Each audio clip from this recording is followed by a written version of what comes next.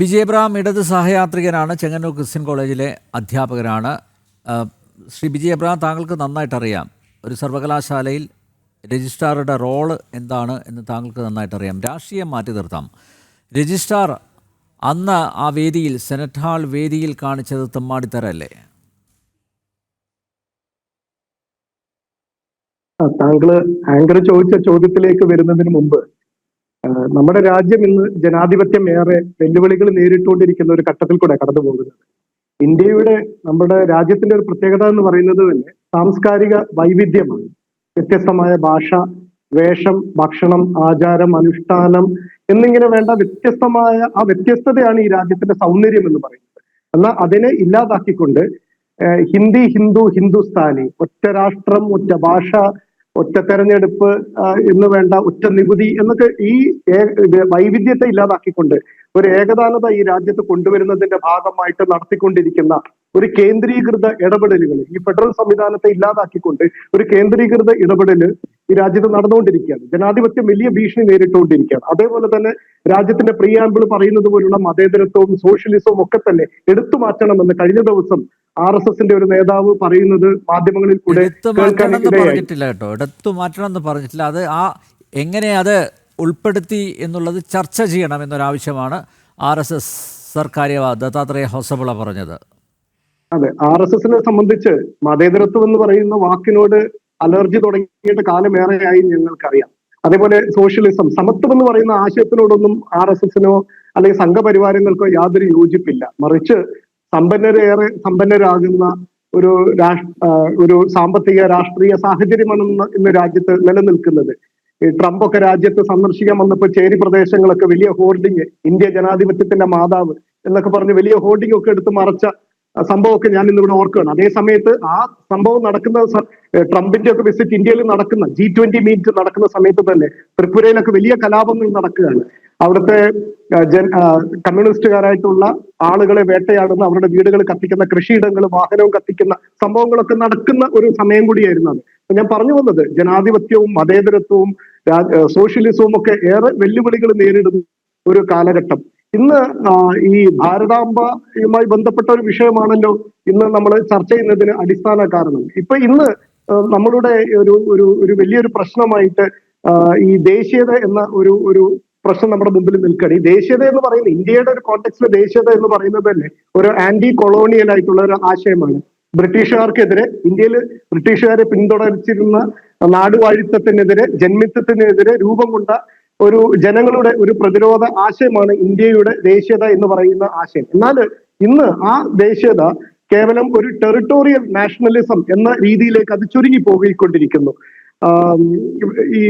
ഇപ്പം ഈ പറയുന്നത് പോലെ റോട്ടിലിറങ്ങിയുകൊണ്ട് ചൈനയെ 4 തെറി വിളിക്കുക, പാകിസ്ഥാനെതിരെ 4 ചീത്ത വിളിച്ചുകൊണ്ടിരിക്കുക, അല്ലെങ്കിൽ ഈ പറയുന്ന ഭാരതാംബ എന്ന് പറയുന്ന ഇന്ത്യയുടെ പോലും ഭൂപ്രദേശമല്ലാത്ത പാകിസ്ഥാനും അഫ്ഗാനിസ്ഥാനോ ഇറാനിന്റെ ഭാഗമോ ചൈനയുടെയോ ബംഗ്ലാദേശോ മ്യാൻമാറൊക്കെ അടങ്ങുന്ന ഒരു വിശാലമായ ഒരു ഭൂപ്രദേശത്തില് ഒരു കാവിക്കൊടിയും പിടിച്ച ഒരു വനിത നിൽക്കുന്ന ചിത്രം ഒക്കെ ഇന്ന് ദേശീയതയുടെ അടയാളങ്ങളായി മാറിക്കൊണ്ടിരിക്കുന്ന ഒരു കാലഘട്ടത്തില് ആണ് ഈ ഇത്തരം പ്രശ്നങ്ങളൊക്കെ പൊതുമണ്ഡലത്തിൽ ചർച്ചയ്ക്ക് വരുന്നതെന്ന് നമ്മൾ ഓർക്കണം. ഞാൻ ഈ ചർച്ചയിൽ വളരെ വൈകിയാണ് ഞാൻ ഈ ചർച്ചയിൽ കയറുന്നത്. അപ്പം എനിക്ക് തോന്നുന്നു സിൻഡിക്കേറ്റ് മെമ്പർ ആയിരുന്ന ശ്രീ ഗോപകുമാർ പറയുന്ന ചില ഭാഗങ്ങൾ എനിക്ക് കേൾക്കാനായിട്ട് ഇടയായി. ഈ ഡോക്ടർ KS അനിൽകുമാറിനെ വ്യക്തിപരമായിട്ട് എനിക്ക് അറിയാം, നന്നായിട്ട് അറിയാവുന്ന ഒരാൾ തന്നെയാണ്. ഞാൻ ചെങ്ങന്നൂർ ആയതുകൊണ്ട് തന്നെ ചെങ്ങന്നൂരിലുള്ള മറ്റൊരു കോളേജില്, ഇരമല്ലിക്കര ശ്രീ അയ്യപ്പ കോളേജിന്റെ പ്രിൻസിപ്പൾ എന്ന നിലയിലും അതിനു മുമ്പ് അധ്യാപകൻ എന്ന നിലയിലും തുടർന്ന് ശാസ്താംകോട്ട കോളേജിൽ പ്രിൻസിപ്പൾ എന്ന നിലയിലൊക്കെ അദ്ദേഹം സേവനം അനുഷ്ഠിച്ചിരുന്ന സമയത്തും ഒക്കെ എനിക്ക് അദ്ദേഹത്തെ വ്യക്തിപരമായി പരിചയമുണ്ട്.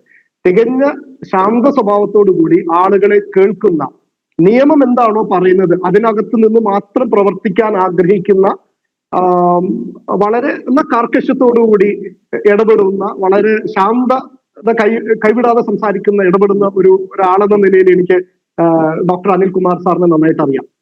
വിദ്യാർത്ഥി കാലഘട്ടത്തിൽ ആയിരുന്ന കാലഘട്ടം മുതൽ BTechനും MTechനും റാങ്കോട് കൂടിയാണ് അദ്ദേഹം പാസ്സായിരിക്കുന്നത്. തുടർന്ന് PhDയും അദ്ദേഹം എടുത്തിരിക്കുന്നത് ടെക്നോളജി, മാനേജ്മെന്റ് തുടങ്ങിയ വിഷയങ്ങളിൽ അദ്ദേഹത്തിന്റെ ഗവേഷണം ആ മേഖലയിലാണ്. യൂണിവേഴ്സിറ്റിയുടെ കേരള സർവകലാശാലയിലെ സെനറ്റിൽ അംഗമായിരുന്നു. 2 വർഷം അക്കാഡമിക് കൗൺസിൽ അദ്ദേഹം അംഗമായിരുന്ന ആളാണ്. കോളേജിൽ തന്നെയാണെങ്കിൽ പ്രിൻസിപ്പൽ എന്ന ചുമതലയ്ക്ക് മുൻപ് ഐക്യുഎസിയുടെ കോർഡിനേറ്റർ ആയിട്ടും ഡിപ്പാർട്ട്മെന്റിന്റെ ഹെഡായിട്ടൊക്കെ പ്രവർത്തിച്ചിരുന്ന ഒരാളാണ്. അപ്പൊ അഡ്മിനിസ്ട്രേറ്റീവ് പരിചയം ഏറെ അദ്ദേഹത്തിനുണ്ട്. അക്കാഡമിക് യോഗ്യതയിൽ യാതൊരു തർക്കവുമില്ല. വിദ്യാർത്ഥികളുടെ പ്രിയപ്പെട്ട അധ്യാപകനാണ്. അപ്പൊ ഈ വിധത്തിലൊക്കെ തന്നെ അദ്ദേഹത്തിന്റെ മികവ് പരിഗണിച്ചിട്ട് തന്നെയാണ് സിൻഡിക്കേറ്റ് അദ്ദേഹത്തെ രജിസ്ട്രാർ എന്ന നിലയിൽ ചുമതലപ്പെടുത്തുന്നത്. രജിസ്ട്രാർ എന്ന് പറയുന്നത് ഒരു വിധേയത്വം ഒരു ഘടകമേ ആയിട്ടില്ല. CPM വിധേയത്വം ഒരു ഘടകമേ ആയിട്ടില്ല. രജിസ്ട്രാർ എന്ന് പറയുന്നത് തന്നെ ഒരു സർവകലാശാലയുടെ ദൈനംദിന പ്രവർത്തനങ്ങൾക്ക് നേതൃത്വം നൽകേണ്ട ആളാണ്. ഒരു സർവകലാശാലയുടെ അഡ്മിനിസ്ട്രേറ്റീവ് ഹെഡാണ് രജിസ്ട്രാർ എന്ന് പറയുന്നത്. വിവിധ ഗവേണിംഗ് ബോഡീസിന്റെ സെക്രട്ടറി എന്ന നിലയിൽ അദ്ദേഹം പ്രവർത്തിക്കുന്നു. വ്യത്യസ്തമായ സർവകലാശാലയുമായി ബന്ധപ്പെട്ട വിവിധ തരത്തിലുള്ള ഉത്തരവുകൾ പുറപ്പെടുവിക്കുന്നതിന്റെ പൂർണ്ണമായ ചുമതല അദ്ദേഹമാണ്. ലെയ്സൺ ആൻഡ് കമ്മ്യൂണിക്കേഷൻ, സർവകലാശാലയുടെ കോർഡിനേഷനും മാനേജ്മെന്റ്, ഫിനാൻഷ്യൽ അതൊക്കെ സമ്മതിക്കുന്നു. അദ്ദേഹം റാങ്ക് ഹോൾഡറാണ്. അദ്ദേഹത്തിന് അഡ്മിനിസ്ട്രേറ്റീവ് കപ്പാസിറ്റി ഉണ്ട്. എല്ലാം ശരിയാണ്. പക്ഷേ ആ പാഠമൊന്നും അന്ന് ആ വേദിയിൽ പ്രതിഫലിച്ചില്ലല്ലോ. ഇത് ഒരു സാമാന്യ മര്യാദ, അതായത് ചാൻസലർ കൂടിയായ ഗവർണർ പങ്കെടുക്കുന്ന ഒരു ചടങ്ങ്, ആ ചടങ്ങ് അലങ്കോലപ്പെടുത്താനുള്ള ഒരു ശ്രമം നടക്കുന്നു. ആദ്യം പുറത്ത് ഇടത് സിൻഡിക്കേറ്റ് അംഗങ്ങൾ ബഹളം വയ്ക്കുന്നു. ഗുണ്ടകളെ പോലെയാണ് പെരുമാറിയത്. അന്ന് ആ ചടങ്ങിൽ പങ്കെടുത്തൊരു വ്യക്തിയാണ് PS ഗോപകുമാർ. അപ്പോൾ ഗവർണറെ തടയും, മാത്രമല്ല ഈ പരിപാടി സംഘടിപ്പിക്കില്ല എന്ന് പറഞ്ഞ് ആക്രോശിക്കുന്ന SFI DYFIക്കാർ പുറത്ത്, അല്ലേ? അകത്ത് ഈ വേദിയിൽ, അതും ചാൻസലർ കൂടിയായ ഗവർണർ പങ്കെടുക്കുന്ന വേദിയിൽ വന്നിട്ട് സംഘാടകരോട് പറയുകയാണ് ഇത് പരിപാടി റദ്ദാക്കിയിരിക്കുകയാണ്. അതിന് പറഞ്ഞ കാരണം മതചിഹ്നം ഉപയോഗിക്കുന്നു എന്നുള്ളതാണ്. മാത്രമല്ല ഇതേ രജിസ്ട്രാർ രാജ്ഭവനുമായി ബന്ധപ്പെട്ട് പറയുന്നു ഇങ്ങോട്ട് വരണ്ട, പരിപാടി റദ്ദാക്കിയിരിക്കുകയാണെന്നൊക്കെ. ഇതിനൊക്കെയുള്ള അധികാരം രജിസ്ട്രാർക്ക് ആര് കൊടുത്തു എന്നുള്ളതാണ്. സർവകലാശാലയെ സംബന്ധിച്ചിടത്തോളം വൈസ് ചാൻസലറാണ് പരമാധികാരി, അല്ലേ? ആ വൈസ് ചാൻസലറോട് ഒരു വാക്ക് അല്ലെങ്കിൽ ഒരു പെർമിഷൻ, അനുമതി ചോദിക്കാനുള്ള ഒരു മര്യാദ അദ്ദേഹം കാണിച്ചില്ലല്ലോ. അതിനെ താങ്കൾ ന്യായീകരിക്കുന്നുണ്ടോ? ശ്രീ അനിൽ നമ്പ്യാർ, താങ്കളോടുള്ള ബഹുമാനം നിലനിർത്തിക്കൊണ്ട് തന്നെ പറയട്ടെ, അങ്ങ് ഇപ്പൊ പറഞ്ഞിരിക്കുന്ന കാര്യങ്ങളെല്ലാം തന്നെ വസ്തുതാ വിരുദ്ധമായ കാര്യങ്ങളാണ്. ഈ എങ്ങനെ സംഘടന, ഞാൻ പറയാം, ഈ സംഘടന ഈ ഹാളില് വെച്ച ഒരു പ്രോഗ്രാം, അടിയന്തരാവസ്ഥയുമായി ബന്ധപ്പെട്ട് ഒരു പരിപാടി നടത്തണമെന്ന് പത്മനാഭ സേവാ സമിതി എന്ന് പറയുന്ന സംഘടന അനുമതി ചോദിക്കുകയും ആ അനുമതി നൽകുന്ന സമയത്ത് തന്നെ അതിന് ചില വ്യവസ്ഥകളുണ്ട്. ആ ഹാളിൽ വെച്ചിട്ട് ഒരു സർവകലാശാലയുടെ ഒരു ഹാൾ എന്ന നിലയിൽ അവിടെ വെച്ച് നടത്താൻ ഏത്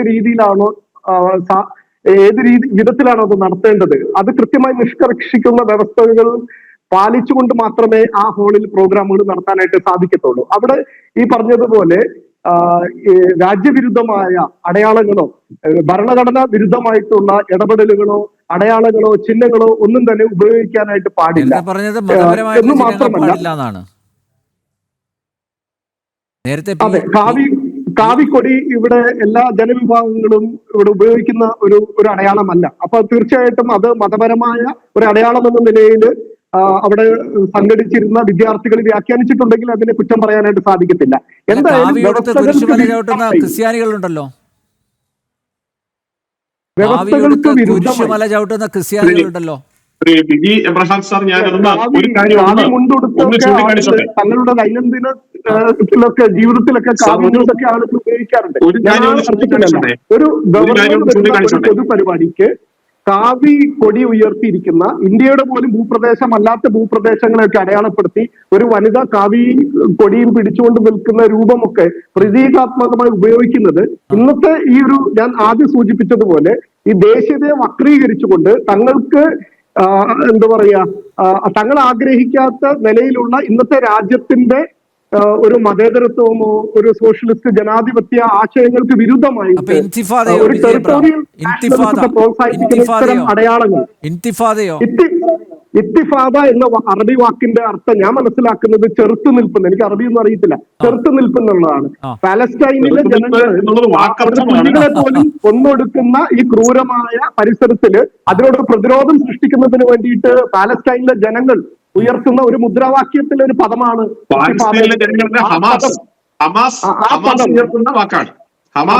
ഹമാസിന്റെ വാക്കിന്റെ അർത്ഥത്തിലല്ല. ജനങ്ങള് ഈ ഇപ്പൊ തന്നെ ഞാൻ മനസ്സിലാക്കുന്നത് 55,000-ഓളം സാധാരണ മനുഷ്യര് ഇസ്രായേലിന്റെ നേതൃത്വത്തില് സയനിസ്റ്റ് ഭരണകൂടത്തിന്റെ നേതൃത്വത്തിൽ കൊന്നൊടുക്കുന്ന ഒരു സാഹചര്യം ലോകത്തുണ്ട്.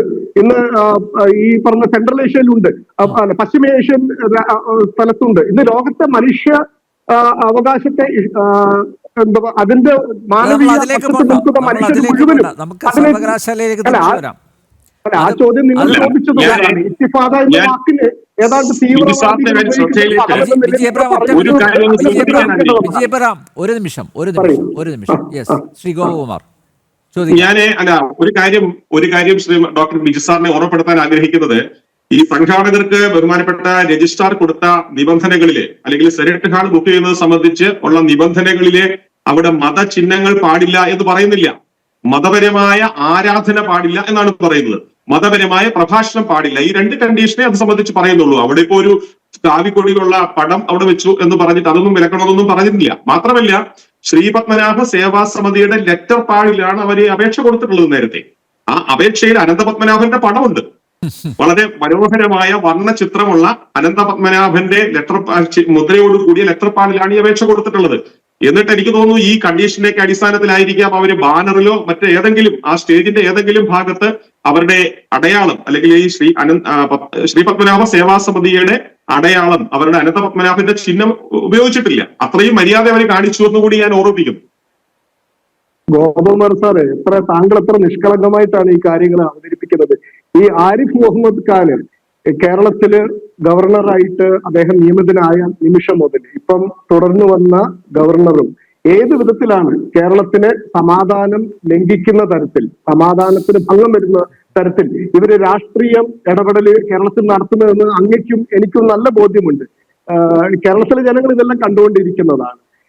ഏത് വിധത്തിലാണ് കേന്ദ്ര സർക്കാർ സംസ്ഥാനങ്ങളുടെ അധികാരം പ്രതിഷേധിക്കുന്നത്? ബിജി എബ്രഹാം അല്ല, ആദ്യത്തെ ആരിഫ് മുഹമ്മദ് ഖാൻ ഗവർണറായി വന്ന സമയത്ത് ആദ്യത്തെ 2 വർഷം നല്ലയാളായിരുന്നു, നല്ല ഗവർണറായിരുന്നു. അതെ അതെ അതെ അതെ അതെ ഗവർണർ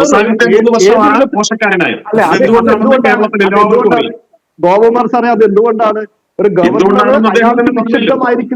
നിക്ഷിപ്തമായിരിക്കുന്ന ഭരണഘടന നിന്നും ഇങ്ങനെ കൈ കെട്ടിയിരുന്നാൽ കേരളത്തിന്റെ ഭാവി, കേരളത്തിന്റെ യുവാക്കളുടെ ഭാവി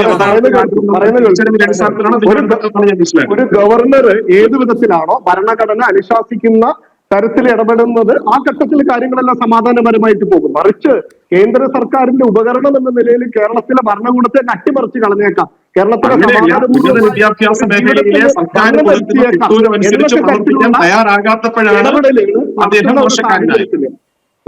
കേന്ദ്ര ഭരണകൂടത്തിന്റെ ചട്ടുകം എന്ന നിലയിൽ പ്രവർത്തിക്കുന്ന ഒരു ഘട്ടം ഉണ്ടായപ്പോഴാണ് കേരളത്തിൽ സംഘർഷം ഉണ്ടായത്. ഇപ്പൊ തന്നെ നോക്കിയ എങ്ങനെയാണ് വിദ്യാഭ്യാസ മേഖലയിലെ സർക്കാരിന്റെ തിട്ടൂരങ്ങൾക്ക് വഴങ്ങാത്ത ഘട്ടം വന്നപ്പോൾ ഗവർണർ വിദ്യാഭ്യാസ മേഖല ശുദ്ധീകരിക്കാനുള്ള ഒരു ശ്രമമാണ് ആരിഫ് മുഹമ്മദ് ഖാൻ നടത്തിയത്.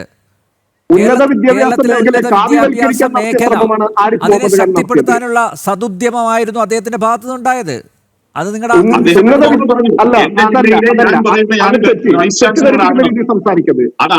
അനുസരിക്കാൻ തയ്യാറാകാത്തപ്പോൾ ഗവർണർ മോശക്കാരനായി. അതെ, ഉന്നത വിദ്യാഭ്യാസമായിട്ടാണ് ഇടപെട്ടത്.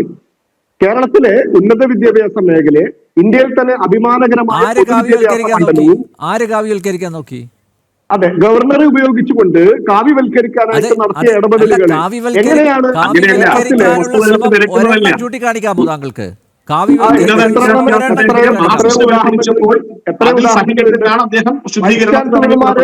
വൈസ് ചാൻസലർമാരെ നിയോഗിക്കേണ്ടത് ആരാണ്? അതിനകത്തെല്ലാം തന്നെ കൈകടത്തിക്കൊണ്ട് കേരളത്തിലെ വൈസ് ചാൻസലർ നേരത്തെ നിയമിച്ചുകൊണ്ടിരുന്നത് AKG സെന്റർ എന്നുള്ള ആ പട്ടികയുടെ അടിസ്ഥാനത്തിലായിരുന്നു. അത് പറ്റില്ല എന്നുള്ള ഒരു ഉറച്ച തീരുമാനം ഗവർണർ എടുത്തു. അതിലെന്താ തെറ്റ്? അതെ, കണ്ണൂർ യൂണിവേഴ്സിറ്റിയിലെ ഞാൻ പറയുന്ന ആളെ വീണ്ടും വിസി ആക്കാനുള്ള നിർദ്ദേശം ചെറുത്തപ്പോൾ ആരിഫ് മുഹമ്മദ് ഖാൻ മോശക്കാരനായി. അതെ, അവിടെ മുതലാണ് ആരിഫ് മുഹമ്മദ് ഖാൻ മോശക്കാരൻ. കണ്ണൂർ സർവകലാശാലയിലെ ഗോകുമാർ സാറിന്റെ നിയമനവുമായി ബന്ധപ്പെട്ടാണ് തർക്കം ആരംഭിക്കുന്നത്. അദ്ദേഹം അക്കാദമിക യോഗ്യത ഇല്ലാത്തത് കൊണ്ടോ അല്ലെങ്കിൽ അഡ്മിനിസ്ട്രേറ്റീവ് പരിചയമില്ലാത്ത ആളൊന്നും ആയിരുന്നില്ല. മറിച്ച് തങ്ങളുടെ ഇംഗിതത്തിന് യോജിച്ച ആളുകളെ സർവകലാശാലയിലേക്ക് കൊണ്ടുവരണം എന്ന ആരിഫ് മുഹമ്മദ് ഖാനിന്റെ ശാഠ്യവും വാശിയുമാണ് യഥാർത്ഥത്തിൽ പ്രശ്നങ്ങളിലേക്ക് വഴിവെച്ചത്. കേരളത്തിലെ ഗവൺമെന്റ് ഉണ്ടായിരുന്ന എല്ലാം തന്നെ മെറിറ്റിന് ഏറ്റവും അധികം മെറിറ്റിന് പ്രാധാന്യം നൽകിക്കൊണ്ടാണ്. അങ്ങ് തെറ്റിദ്ധരിപ്പിക്കരുത്. കണ്ണൂർ സർവകലാശാലയിലെ ശ്രീമാൻ ഗോപിനാഥ് രവീന്ദ്രന്റെ നിയമനം ആവർത്തിച്ചു കൊടുക്കണം, തുടർ നിയമനം കൊടുക്കണമെന്നുള്ള വിഷയത്തിലാണ് ഇനിയും ഇത് ആവർത്തിക്കാൻ പറ്റില്ല, എന്റെ ജില്ലയാണ് എന്ന് മുഖ്യമന്ത്രി നേരിട്ട് അഭ്യർത്ഥിച്ചതിന്റെ അടിസ്ഥാനത്തിൽ ഒരു തവണ നിയമനം കൊടുത്തു. ഇനി അനുവദിക്കാൻ പാടില്ല എന്നുള്ള നിലപാടെടുത്തപ്പോഴാണ് ആരിഫ് മുഹമ്മദ് ഖാൻ മോശക്കാരനായി മാറിയത്. അത് തെറ്റിദ്ധരിപ്പിച്ച തിരുത്താൻ സാധിക്കുന്ന കാര്യമല്ല. മുഖ്യമന്ത്രിയുടെ പ്രൈവറ്റ് സെക്രട്ടറി ആയിരുന്ന കെ രാഗേഷിന്റെ ഭാര്യയുടെ അനധികൃത നിയമനം അതും അദ്ദേഹം ചോദ്യം ചെയ്തു. അതോടുകൂടി അദ്ദേഹം അനഭിമതനായി. നിങ്ങൾക്ക് എന്ത് തോന്നിയാസവും കാണിക്കാം, അതല്ല ഇവിടെയുള്ള ഗവർണർമാരെ കണ്ടു നിൽക്കണം, അത്രയേ ഉള്ളൂ. നിങ്ങളുടെ കൂടെ നടന്നാൽ, നിങ്ങളുടെ തോളത്ത് കൈയിട്ട് നടന്ന പെർഫെക്റ്റ് ഓക്കെ.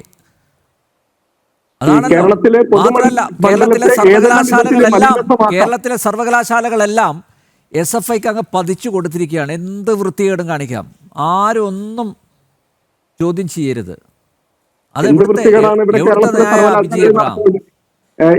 SFIക്കാർ ഏത് വിധത്തിലാണ് കേരളത്തിലെ ക്യാമ്പസുകളിൽ ഇടപെടുന്നത് എന്ന് ഉള്ളതിന്റെ നേർസാക്ഷ്യമല്ലേ കാലാകാലങ്ങളിൽ SFIക്ക് ലഭിക്കുന്ന അഭൂതപൂർവമായിട്ടുള്ള പിന്തുണ. അവരത്രയും മോശക്കാരായിരുന്നു എങ്ങനെയാണ് കേരളത്തിലെ ക്യാമ്പസുകളിൽ SFIക്ക് വീണ്ടും വീണ്ടും വിജയ് എബ്രഹാം ഗുണ്ടായിസം അതെ ABVPയുടെ സംഘപരിവാറിന്റെ ഗുണ്ടായിസത്തെ ചെറുക്കുന്നത് കൊണ്ടായിരിക്കാം നിങ്ങൾക്ക് അവർ അഭിമതനായി മാറുന്നത്. പാവപ്പെട്ട വിദ്യാർത്ഥിയെ താലിബാൻ രീതിയിൽ കൊന്നത് ABVP പ്രതികരിക്കാനാ? അതെ, അല്ല ഒരു അധ്യാപകൻ എന്ന നിലയിൽ